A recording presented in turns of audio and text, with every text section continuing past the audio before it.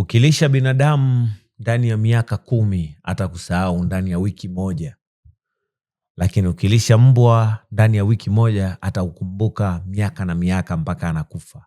Binadamu hawana shukrani. Binadamu wana roho mbaya. Hawakumbuki wema. Watu wengi ambao utawasaidia leo, watu wengi uliowahi kuwasaidia, ndio watu wanaokusema leo vibaya.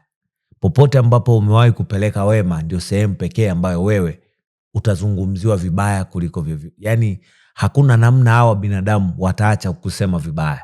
Kama kuna mtu uliwahi kumsaidia, huyo ndiye atakayekuwa adui yako mkubwa kwenye hii dunia. Ukilisha mbwa ndani ya wiki moja atakukumbuka mpaka kifo chake. Lakini ukilisha binadamu hawana shukrani.